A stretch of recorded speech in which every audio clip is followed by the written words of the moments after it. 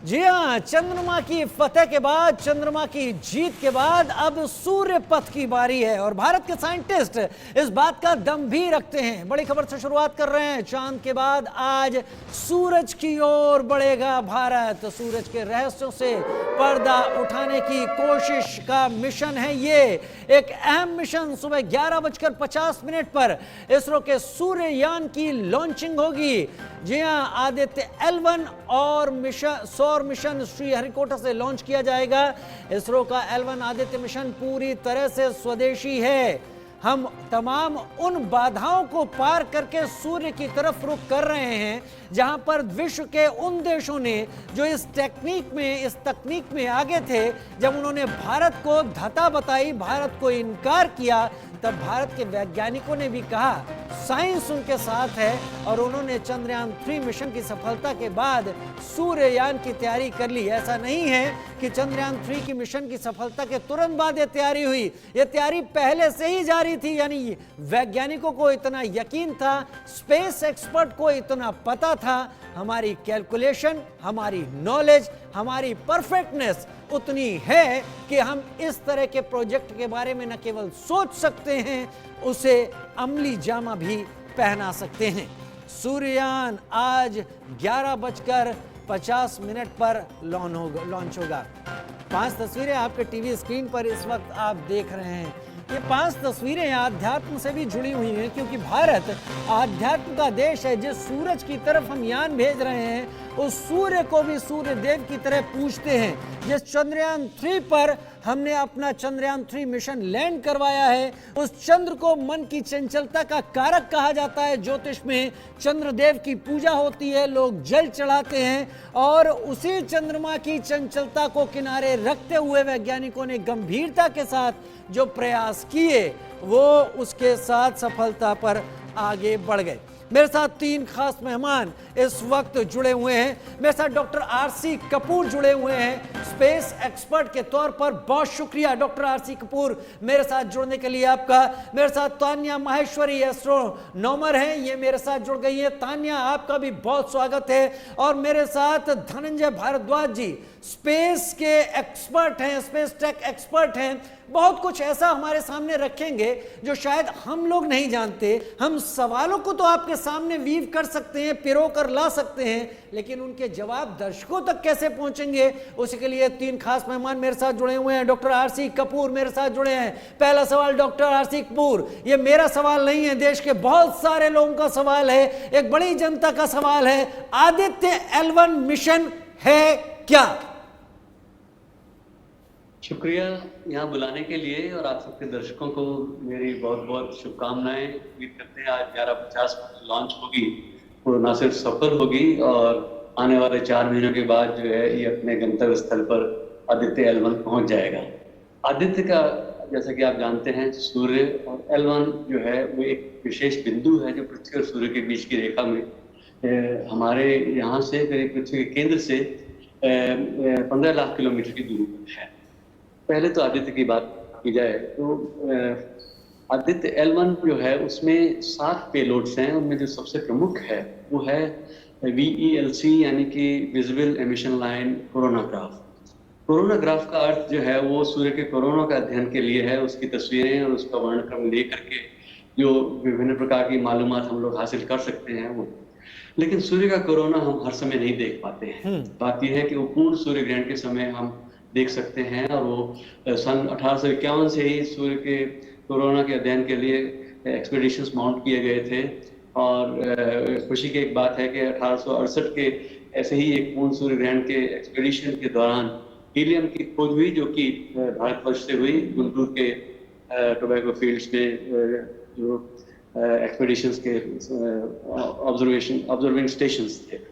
खैर, तो मैं आपको एक तस्वीर दिखाता हूँ, वो पूर्ण सूर्य ग्रहण के समय ली गई है। उसमें आप देख सकते हैं कि इसमें एक केंद्र में काला गोला है, डिस्क है, वो चंद्रमा है। जो इसके आसपास जो आपको सफेद बादल की जैसा एक सर्कुलर दिखाई देता है, वो सूर्य का कोरोना है। एक मिनट, मैं चाहूंगा अपने PCR से कि इसको फुल फ्रेम दिखाने की कोशिश करें, ये हमारे दर्शक समझें आपकी कमेंट्री के साथ। जी ये 1980 के पूर्ण सूर्य ग्रहण की तस्वीर है, तो प्रिंट थोड़ा सा पुराना है, लेकिन जो मेन चीज मैं आपको दिखाना चाहता हूँ वो ये जो है, इसमें जो कोरोना आपको दिख रहा है सफेद सफेद बादल के रूप में, जो कि काले गोले के चारों तरफ, ये सूर्य का कोरोना है। और ये अति तप्त गैसों का जो है वातावरण है।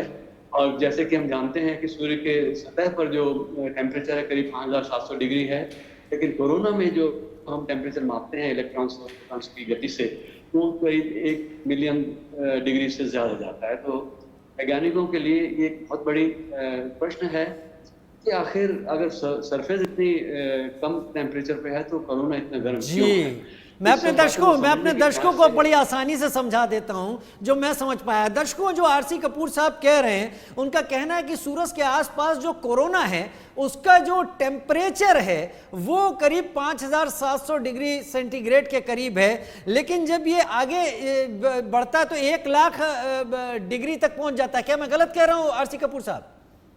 नहीं, करीब 10 लाख से लेके 20 लाख डिग्री तक पहुंचता है जी। कोई बात नहीं, ये इतना तक जो है वो कोरोना है उसके अध्ययन के लिहाज से है। और चूंकि हम पूर्ण सूर्य ग्रहण के समय देख पाते थे, फिर ऐसा इंस्ट्रूमेंट बनाएगा कोरोना ग्राफ जिसमें एक ऑकल्टर रहता है, यानी कि वो एक डिस्क के शेप में है।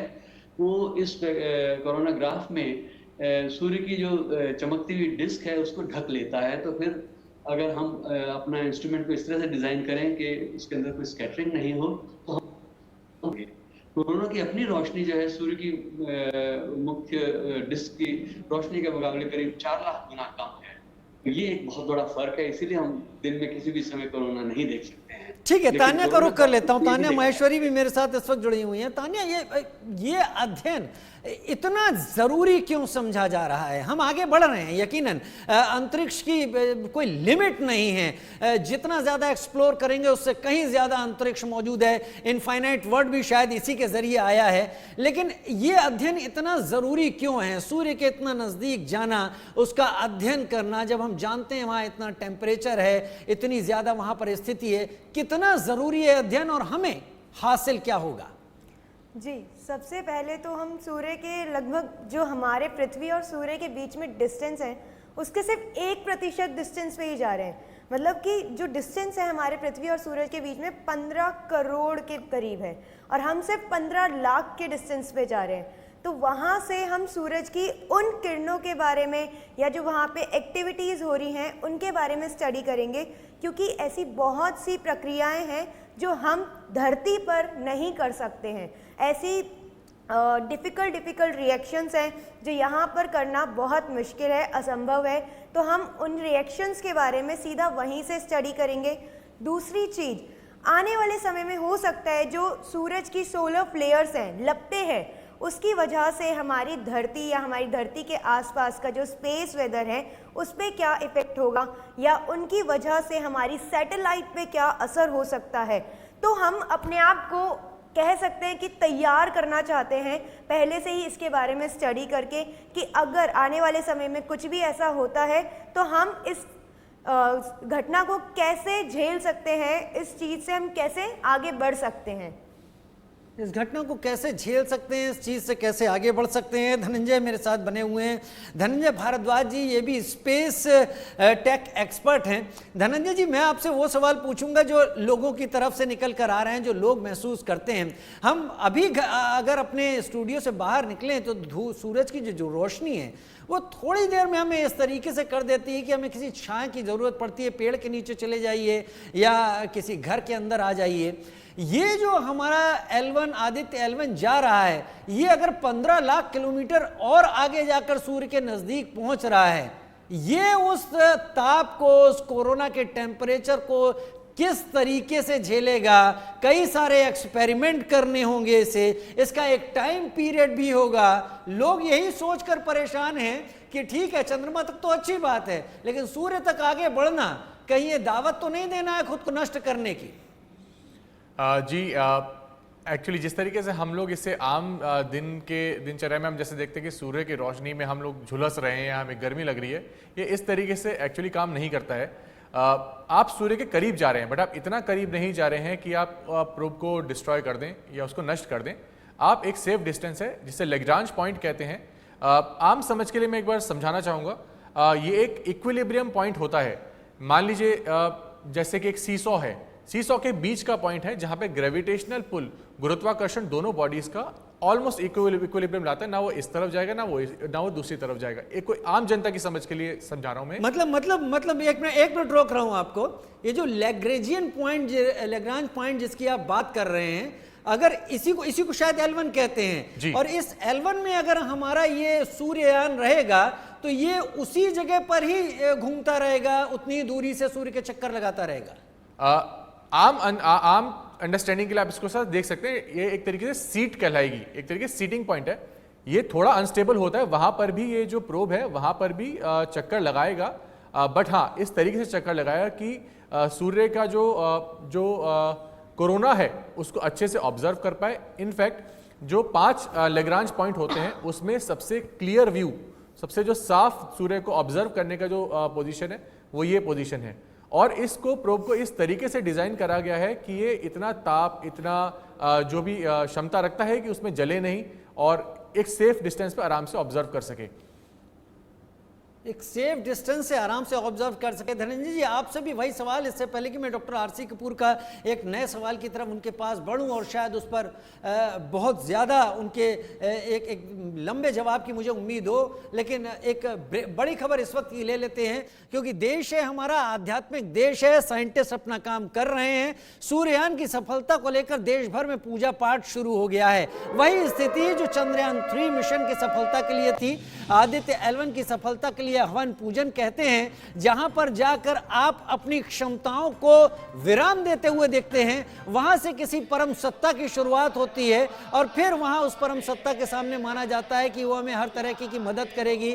वाराणसी में लोगों ने हवन में आहुतियां दी हैं, लोगों ने भारत माता के जयकारे लगाए हैं। यही स्थिति जो अब से कुछ ही दिन पहले 23 अगस्त की बात, ज्यादा दिन दूर की बात नहीं है, उस दिन पूरे देश में ये एक तरीके का माहौल था कि ये चंद्रयान 3 ये पता चले कि वो लैंड कर गया है, सॉफ्ट लैंडिंग कर ली है। लोग सुबह से ही पूजा पाठ में लगे हुए थे। साइंटिस्ट ने अपना काम किया, लेकिन धार्मिक तो तर्क जहां होता है ना, आस्था तर्क के दायरे से कहीं ज्यादा दूर तक जाती है। ये आदित्य L1 को लेकर के हमने विजय की कामना से यज्ञ किया है। भारत विश्व गुरु बने, इस कामना से हमने यज्ञ किया है।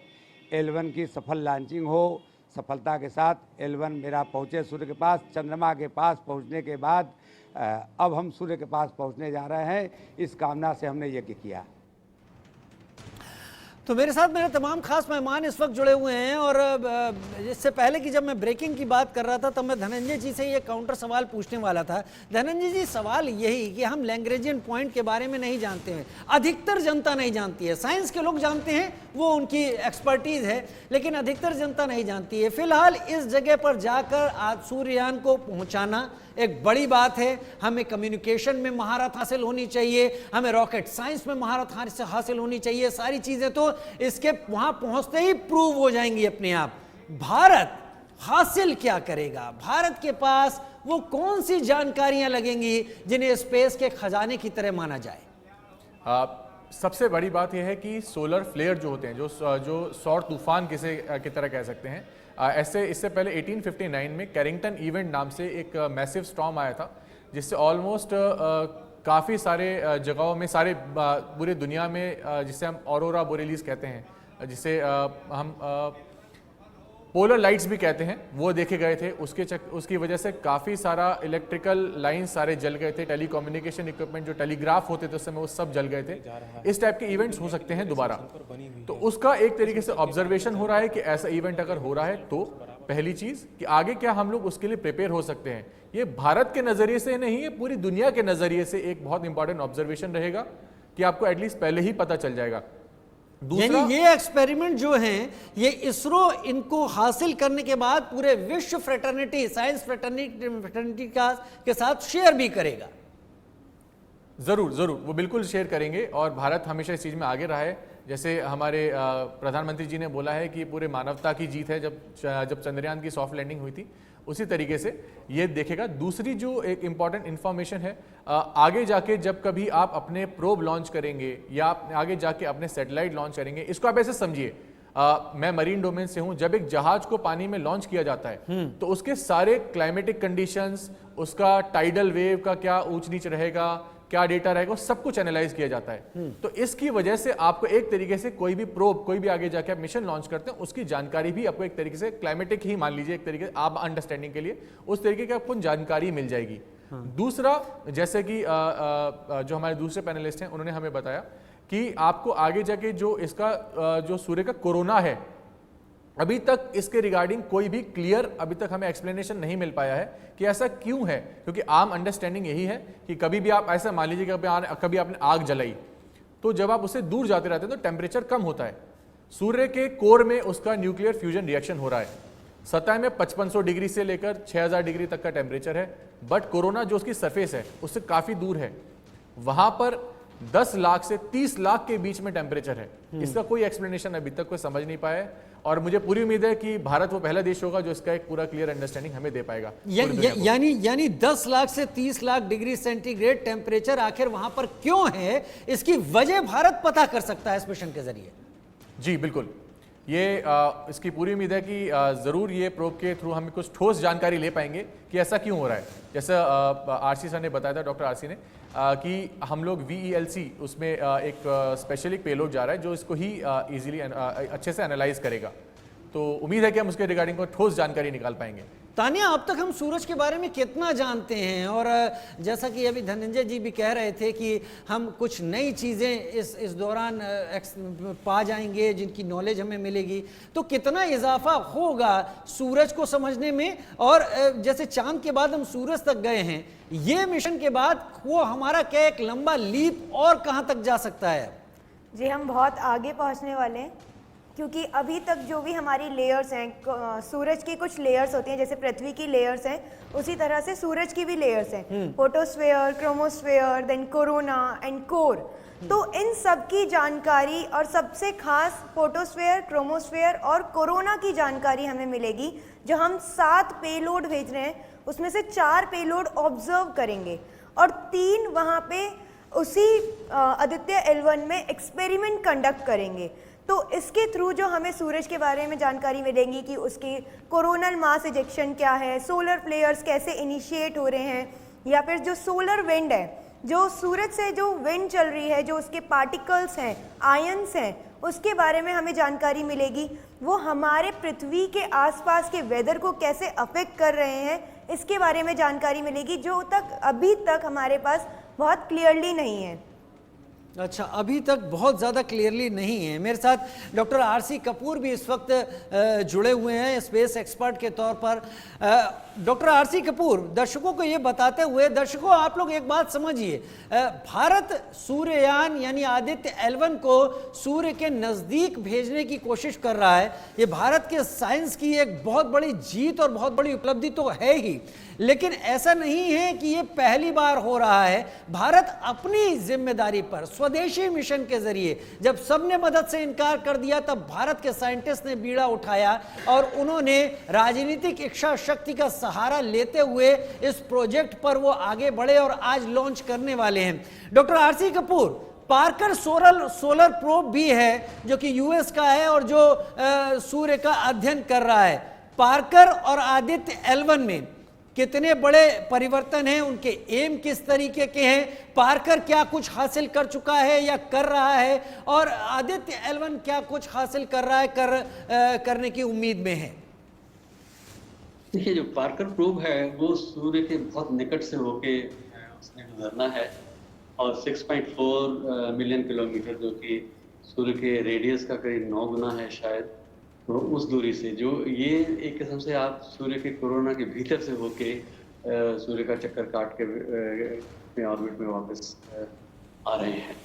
ये बहुत पहले से इसके बारे में जो है वो नासा की प्लानिंग रही, और पार्कर जो है वो बहुत मशहूर वैज्ञानिक रहे हैं। उन्होंने जो प्रिडिक्ट किया था कि सूर्य का कोरोना एक दूरी विशेष से जा करके वो सोलर विंड में बदल जाता है और वो फैलता रहता है।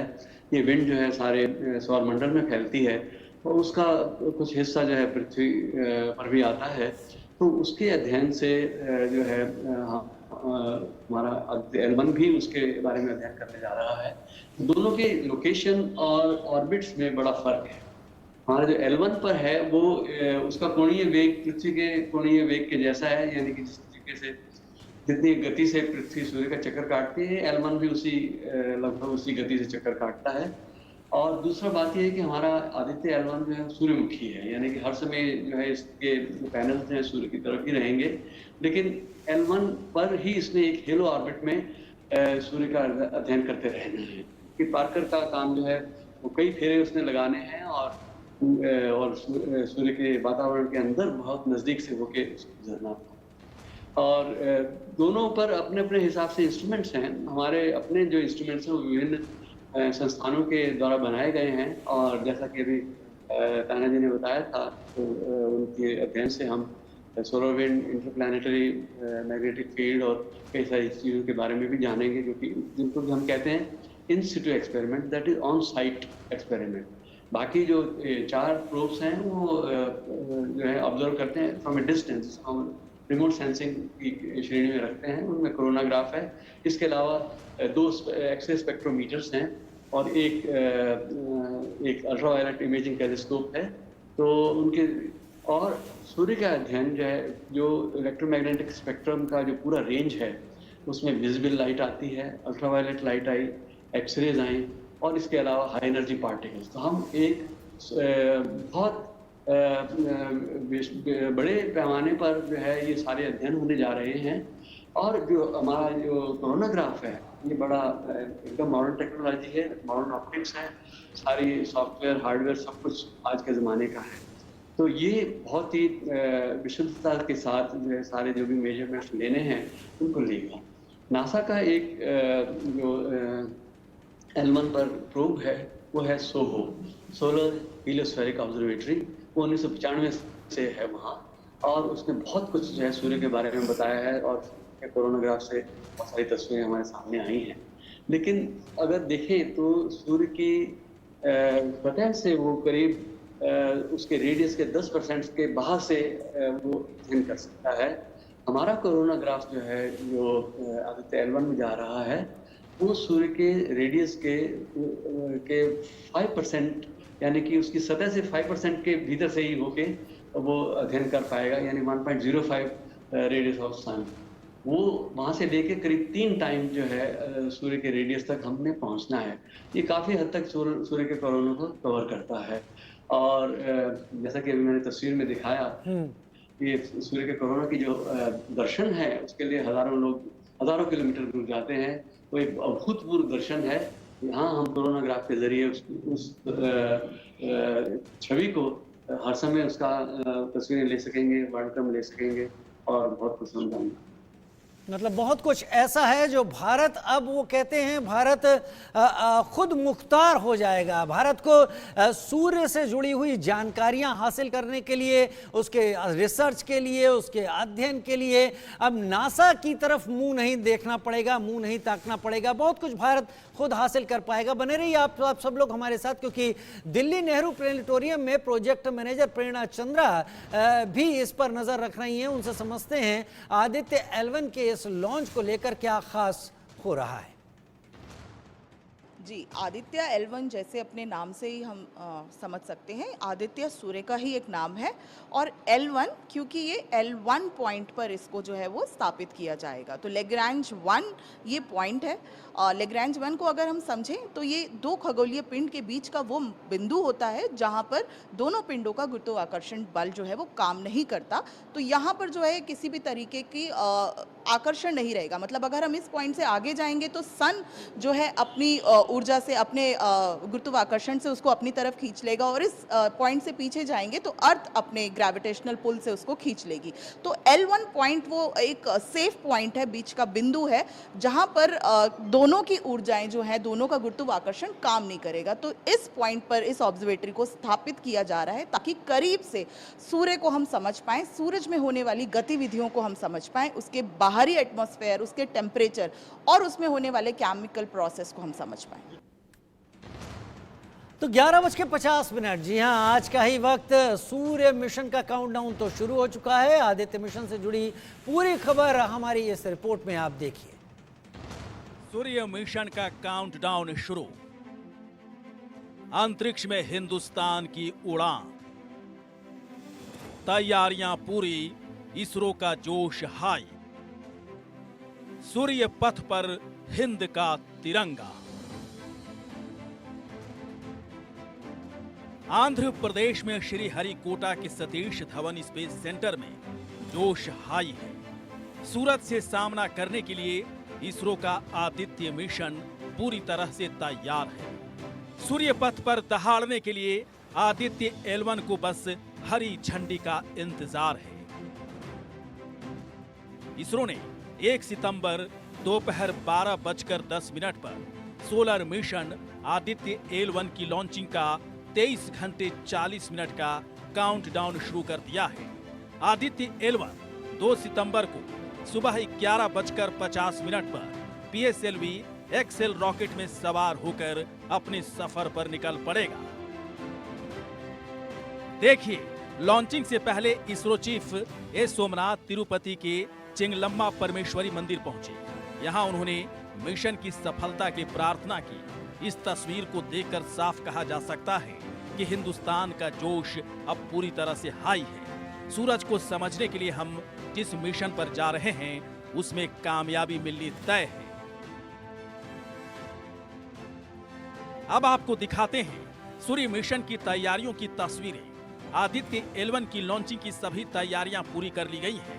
रॉकेट और सैटेलाइट तैयार है। लॉन्चिंग के लिए रिहर्सल भी कर ली गई है और इसकी तैयारियों की तस्वीरें पूरी दुनिया इस वक्त देख रही है। और अब अंतरिक्ष से बाहर हमारा आदित्य L1 उड़ान भरने के लिए पूरी तरह से तैयार है। करीब 4 महीने में पृथ्वी से 15 लाख किलोमीटर दूर लैग्रेंज पॉइंट 1 यानी कि L1 पॉइंट तक पहुंचेगा। आदित्य स्पेसक्राफ्ट L1 पॉइंट के चारों ओर घूमकर सूर्य पर उठने वाले तूफानों को समझेगा। इसके अलावा मैग्नेटिक फील्ड और सोलर विंड जैसी चीजों की स्टडी करेगा। सूर्ययान मिशन को सफल बनाने में इसरो के वैज्ञानिक दिन रात लगे हैं और अब हम सूर्य के बारे में सब कुछ जानने को बेताब हैं। क्या मकसद है आदित्य L1 मिशन का, जानते हैं। सूर्य के यूवी बैंड की स्टडी करेगा, सौर घटनाओं का परीक्षण करेगा, सौर तूफान का अध्ययन करेगा, सौर मंडल के ऊपरी वातावरण का भी अध्ययन करेगा, फोटोस्फीयर, क्रोमोस्फीयर की जानकारी जुटाएगा, सूर्य के बाहरी परत की विस्तार से स्टडी करेगा और स्पेस में मौसम की वजहों का पता लगाएगा। जी हाँ, सूरज की वजह से लगातार धरती पर रेडिएशन, गर्मी, मैग्नेटिक फील्ड और चार्ज्ड पार्टिकल्स का बहाव आता है और इसी बहाव को सोलर विंड कहते हैं। ये उच्च ऊर्जा वाली प्रोटॉन से बने होते हैं। सोलर मैग्नेटिक फील्ड का पता चलता है जो कि बेहद ही विस्फोटक होता है। यहीं से कोरोनल मास इजेक्शन होता है। इसकी वजह से आने वाले सौर तूफान से धरती को कई तरह के नुकसान की आशंका रहती है। इसीलिए अंतरिक्ष के मौसम को जानना बेहद जरूरी है। ये मौसम सूरज की वजह से बनता है और बिगड़ता है। तो हम फिर तैयार हैं अंतरिक्ष से बाहर अपना परचम लहराने के लिए। तो दिल थाम कर बैठिए, आदित्य L1 की दहाड़ सुनकर हर हिंदुस्तानी का कलेजा चौड़ा होना तय है। Bureau report, India news.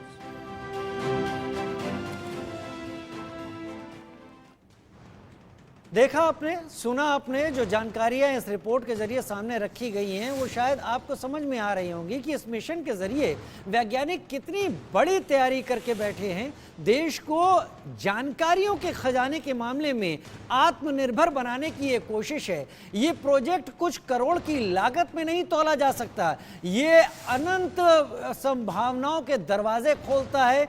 इस ज्ञान की कीमत बेशकीमती ही इसे कहा जा सकता है, जिसे हासिल करने के लिए कोई आम मेहनत नहीं, बहुत खास और लगातार की जाने वाली मेहनत ही काम आती है। धनंजय जी मेरे साथ जुड़े हुए हैं इस वक्त, तानिया मेरे साथ जुड़ी हुई हैं, डॉक्टर आरसी कपूर मेरे साथ जुड़े हुए हैं।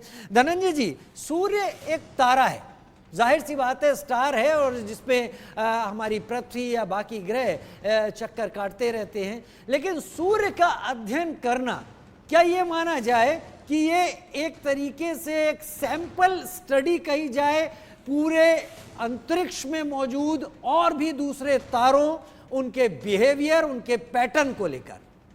जी बिल्कुल, आप बिल्कुल सही बोला आपने कि एक तरीके से हमारे सबसे नियरेस्ट अवेलेबल सैंपल यही है। तो हमारे पास एक तरीके से सैंपल स्टडी के लिए सबसे बेहतर, इससे बेहतर हमारे पास कोई स्पेसिमन नहीं होगा। तो हमारे लिए यही सबसे नियरेस्ट स्पेसिमन, तो इसको सैंपल स्टडी ही कहा जा सकता है। बिल्कुल।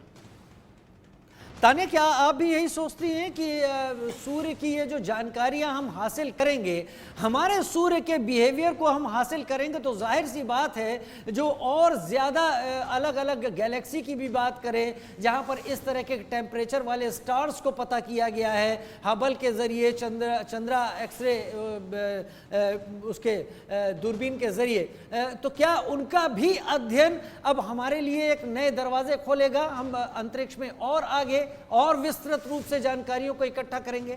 जी बिल्कुल। जो जैसा कि अभी धनंजय सर ने भी कहा कि हमारे सौर मंडल में ये सूर्य एक सितारा है, स्टार है, तो इसकी स्टडी के बाद जो हमारी मिल्की वे गैलेक्सी में और स्टार्स हैं, या एंड्रोमेडा गैलेक्सी या जो दूसरी गैलेक्सीज हैं उनमें जो स्टार्स हैं, उनके बारे में भी हमें ये हेल्प करेगा जानने में।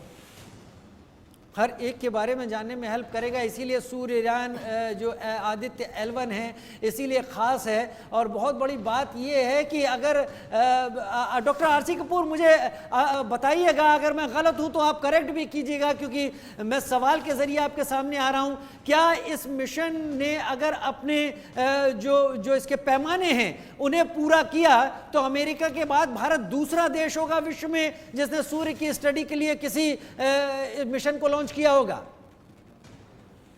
देखिए, ये बात तो सही है कि जो हम करने जा रहे हैं वो यूनिक इस सेंस में है कि मॉडर्न टेक्नोलॉजी है, बहुत पेचीदा ऑप्टिक्स है और विभिन्न प्रकार के जो इंस्ट्रूमेंट्स हैं उसमें एकदम लेटेस्ट हार्डवेयर और सॉफ्टवेयर है। और उस लिहाज से जो हम कुछ बारीकियों की तरफ जो जा रहे हैं वो अभी तक और किसी ऑब्जर्वेटरी ने नहीं की हैं, और बारीकियों को हम मानते हैं कि वो सबसे महत्वपूर्ण आज की तारीख में है। देखिए, बहुत पहले से जो है नासा एक्टिव रहा है विभिन्न प्रकार के मिशंस में, इसके अलावा यूरोपियन स्पेस एजेंसी और जापान की और दूसरे देश की, तो हम भी इसी रिंग में हैं। और आप ये समझिए कि चंद्रयान 3 की सफलता के बाद तो हम विश्व की 4 सबसे महत्वपूर्ण स्पेस एजेंसीज में आ गए, और जाहिर है कि आदित्य L1 उसमें आगे और कंट्रीब्यूट करेगा। इसरो के और भी साइंस मिशंस हैं, वीनस मिशन है, चंद्रयान 4 और 5, उसके अलावा मार्स ऑर्बिटर मिशन 2, और फिर जैसा कि कहा गया कि चूँकि ये फेमसली कहा गया कि स्पेस द फाइनल फ्रंटियर, और आप अगर नासा के ट्विटर अकाउंट में जाएंगे वहाँ लिखा है there is space for everyone. तो ये अंतरिक्ष जो है वो सभी का है, और कोई भी कुछ भी करेगा। हम हमेशा जो है अपने आप को समुद्र के किनारे पाते हैं। ये आपने एक बूंद का अध्ययन किया, इसका मतलब ये नहीं कि आपने सारा समुद्र जान लिया। बहुत कुछ है और हम भी कुछ ढूंढेंगे, जैसे बाकी के दुनिया के स्पेस एजेंसीज के साथ जुड़े हुए वैज्ञानिक ढूंढ रहे हैं, और उम्मीद करते हैं हमें बहुत कुछ नया मिलेगा। डॉक्टर आरसी कपूर, हम कुछ भी कहीं जाना चाहते हैं, मैं चंद्रयान और सूर्ययान मिशन जो हैं उनको देखते हुए धरती पर हम लोग किस तरीके से रह रहे हैं कहीं कंपेयर करने की कोशिश करता हूं। मैं छोटी दूरी जानी होती है तो शायद हम लोग अपनी बाइक से चले जाते हैं, थोड़ा और दूरी हुई तो कार हमने इस्तेमाल कर लेते हैं जिसमें और थोड़ा सोफिस्टिकेटेड दूसरी चीज़ें लगी होती हैं, हमारे आराम की होती हैं। अगर हमें बहुत भारी सामान ले जाना है तो फिर हैवी व्हीकल्स की हम बात करते हैं। हम चंद्रमा की भी दूरी को बहुत पार करने की कोशिश कर रहे हैं, PSLV C-57 रॉकेट का इस्तेमाल कर रहे हैं। क्या ये रॉकेट वाकई हमारे डिजायर्ड जो हमारी एम्स हैं उनको पूरा करने में सक्षम है, या फिर जैसा अक्सर कहा जाता रहा है पिछले कुछ दिनों में कि भारत स्लिंग शॉट की तकनीक अपनाता इसीलिए है कि भारत के रॉकेट कैपेबल नहीं है वहां तक जाने के लिए? देखिए, बात है कि पिछले 60 साल में इसरो कहाँ से कहाँ आ गया। आपने वो एक तस्वीर देखी होगी जिसमें बाएं तरफ जो है एक साइकिल के ऊपर रॉकेट का ऊपरी हिस्सा रखा हुआ है, और दूसरी साइड में आपने तस्वीर देखी जिसमें इसरो का बाहुबली GSLV Mark 3 है। तो ये 60 साल की कहानी है, ये तस्वीर ये बताती है कि हमने कितना कुछ किया। होम ग्रोन टैलेंट और लोकली सोर्स्ड कंपोनेंट्स, यहाँ तक कि मैं एक बार करीब 35 साल पहले बीनिया में गया था, जो कि यहाँ बेंगलोर में इंडस्ट्रियल एरिया है। वहाँ पर एक व्यक्ति ने मुझे बताया कि वो इसरो के लिए छोटे कंपोनेंट्स बना के देते हैं, और ऐसी 50 इंडस्ट्रीज हैं बीनिया में जो कि इसरो को कंपोनेंट्स बना के दे रहे हैं। ये करीब 35-40 साल पहले की बात है, और अब जो है बहुत बड़ी इंडस्ट्री जो है इसरो के साथ जुड़ी हुई है। तो जो इसरो का काम है, चाहे वो देश के लिए इंफ्रास्ट्रक्चर तैयार करना है या कोई साइंस मिशंस करने हैं, हमारी इंडस्ट्री डायरेक्टली इनडायरेक्टली किसी न किसी तरीके से जुड़ती है। हमारे यहाँ लोकल टैलेंट जो है वो इसके साथ जुड़ रही है। आप ये देखिए कि चहुमुखी विकास जो है हो रहा है। इसमें आदमी ये ना सोचे कि हमने इतने पैसे रॉकेट उड़ाने में चले गए हैं, ये सब कुछ है। हमको जो बेनिफिट है वो एक सारी जनरेशन के लिए एक इंस्पिरेशन, उनको हम प्रेरित कर रहे हैं। आज मैंने सुबह एक तस्वीर देखी, डॉक्टर सोमनाथ जी के पड़ोस में एक बच्चे ने इसके आदित्य L1 का जो है एक मॉडल बना के उनके साथ में उनके हाथ में दिया है। मेरे ख्याल में वो तस्वीर जो है वो सब कहानी कह देती है। आप ये कहिए कि वो सारा पैसा वसूल है। तो बच्चों में कितना लगाव है, कितनी उत्साह है, और फिर स्कूल चिल्ड्रन में और जो कॉलेज के बच्चे हैं वो सब जो है इसमें दिलचस्पी ले रहे हैं। सबका मन है, बहुतों का मन है कि हम स्टेम में जाएं, साइंस टेक्नोलॉजी और इंजीनियरिंग एंड मैथमेटिक्स वो एरियाज उनके लिए प्रेफरेंस ले रहे हैं। तो आने वाले समय में देखिए, आज से 10 साल बाद बहुत अच्छे आपको इसी झुकाव वाले इंजीनियर भी मिलेंगे, वैज्ञानिक भी मिलेंगे। जी हाँ, जब हम आदर्श तैयार करने की कोशिश करते हैं तो केवल आदर्श ही उसके लिए सारा क्रेडिट नहीं लेते। दरअसल क्रेडिट पूरा देश लेता है, क्योंकि उन आदर्शों को देखते हुए एक दूसरी पॉज सेकंड इन लाइन भी तैयार होती है जो देश को भविष्य की एक आस दिखाती है। धनंजय जी मेरे साथ जुड़े हुए हैं। धनंजय जी, आपसे भी मेरा वही सवाल होगा। मैं समझना चाहता हूँ दर्शकों से, PSLV C-57 जो सूर्ययान को मिशन को लेकर जा रहा है 15 लाख किलोमीटर की दूरी तक, जहां पर लैग्रेंजियन पॉइंट है, क्या ये PSLV C-57 इसके बारे में बताइए, क्या ये काफ़ी है? क्या इसको भी हम किसी तरकीब के ज़रिए वहां तक ले जा रहे हैं, या ये और भी ज़्यादा ताकतवर रॉकेट है? जहाँ तक मेरी बेस्ट नॉलेज है, ये PSLV C-57 में एक्स्ट्रा बूस्टर्स लगे हुए हैं, और ये PSLV किसी भी तरीके से किसी और रॉकेट या किसी दूसरे देश के रॉकेट से किसी भी तरीके से क्षमता में भी कम नहीं है। बात रही, मैं आपसे इससे पिछले सवाल के साथ भी रिलेशन में बात करूंगा। स्लिंग शॉट टेक्नोलॉजी अगर आपके पास है, अगर देखिए सूर्य तो कई बिलियन वर्षों तक अभी रहने वाला है, वो कहीं जा नहीं रहा, हम कहीं जा नहीं रहे। अगर आपको सेम मिशन कम कॉस्ट पे एक स्लिंग शॉट टेक्नोलॉजी से आप सेम काम अचीव कर पा रहे हो, जिससे आपकी कॉस्ट भी कम पड़ रही है बट एफिशिएंसी पे कोई एफर्ट, कोई इम्पैक्ट नहीं पड़ रहा, तो उसमें कुछ गलत नहीं है। एक तरीके से ये सही तरीका ही मानिए इसे। भले आपको समय थोड़ा सा ज़्यादा लग जाएगा, बट आपकी एफिशिएंसी और आपका जो काम है वो सही तरीके से होगा। तो इसमें भी कोई बात नहीं। और PSLV किसी भी तरीके से क्षमता में कम नहीं है किसी भी दूसरे देश के रॉकेट से, और हमारा ट्रस्टवर्दी लॉन्च व्हीकल रहा है काफ़ी लंबे समय से।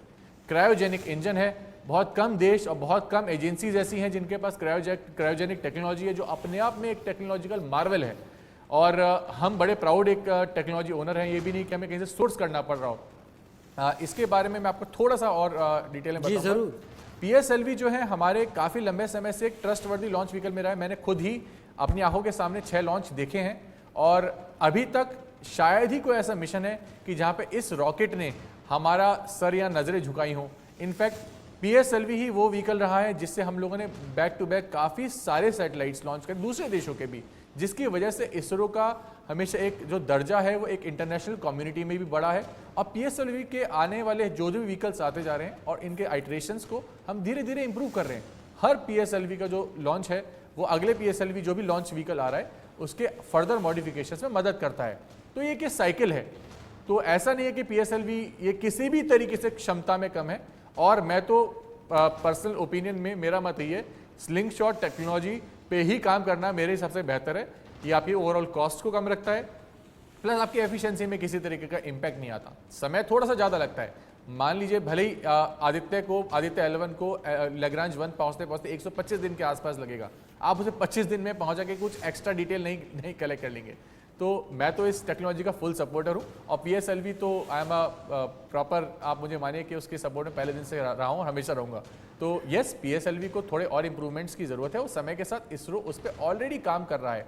जब हम लोग शायद बात कर रहे हैं, साइंटिस्ट अपने पूरी क्षमता से, अपने बेस्ट नॉलेज से उस पर काम कर रहे हैं। एक और बात मैं इसमें मैं कहना चाहूँगा कि जो डॉक्टर RC कपूर ने भी टच करा कि इस मिशन की वजह से और जो लॉन्च हुआ है इसकी वजह से, खासकर जो पिछले कुछ दशक में, पिछले 1 दशक में या 2 दशकों में जो इसरो ने सफलताएं हासिल करी हैं PSLV और दूसरे लॉन्च व्हीकल्स की वजह से, इसकी वजह से आम जनता में जो नया जनरेशन है उसमें एक अलग उत्साह जागा है जी। इनफैक्ट आप अगर पिछले 3-4 सालों का रिकॉर्ड देखेंगे तो 7 से 9 स्टार्टअप्स आए हैं सिर्फ और सिर्फ इस इंडस्ट्री में।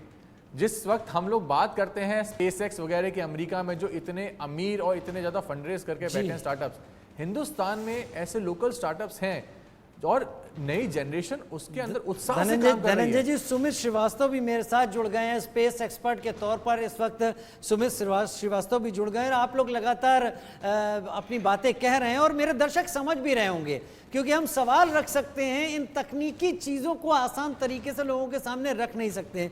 सुमित जी, आप मेरे साथ जुड़े, आपका बहुत स्वागत है। आपसे भी मैं वही सवाल पूछूंगा जो हमारे बाकी दूसरे सम्मानित गेस्ट से मैं पूछ रहा था। पहला सवाल ये कि सूर्ययान मिशन भविष्य की कितनी असीम संभावनाओं को खोलता है, अंतरिक्ष के उस इनफाइनाइट में जाने की उस जानकारियों का कितना खजाना इसरो के पास पहुंचाता है कि भारत स्पेस साइंस में एक नई सुपर पावर की तरह सामने आए। जो आदित्य L1 मिशन है वो सूर्य का अध्ययन करेगा और जो सूरज है हमारा वो G2 टाइप स्टार है और जो मतलब स्टार्स का एक क्लासिफिकेशन होता है। तो अगर हम सूर्य का अध्ययन करते हैं तो हमें इस तरीके के स्टार्स के बारे में और इन्फॉर्मेशन मिलेगी। साथ ही साथ सन के जितने भी हिस्सों का हम इसमें ऑब्जर्वेशन करेंगे, वो जितनी भी वेवलेंथ का ऑब्जर्वेशन करेंगे उससे हमें और नई नई जानकारियाँ मिलेंगी जिनको हम अर्थ से नहीं ले सकते थे। और हम लगातार सन को ऑब्जर्व करेंगे जिससे हम जो सन से आने वाली रेडिएशन है उनको हम पहले से ही प्रिडिक्ट कर सकेंगे। ठीक है, पहले से ही प्रेडिक्ट कर सकेंगे। कई सवाल मेरे पास अभी भी हैं। धनंजय जी, तानिया जी, सुमित जी और डॉक्टर RC कपूर, सभी आप बने रहिए मेरे साथ, क्योंकि आपके जरिए मेरे दर्शक समझ रहे होंगे कि इसरो के लिए इतना खास क्यों है। और जब इसरो के लिए खास है तो भारत के लिए भी ये मिशन वाकई अहम होने वाला है। वक्त बहुत कम बचा है, 11:50 सूर्ययान की लॉन्चिंग है। एक छोटा सा ब्रेक, जल्द हाजिर होते हैं।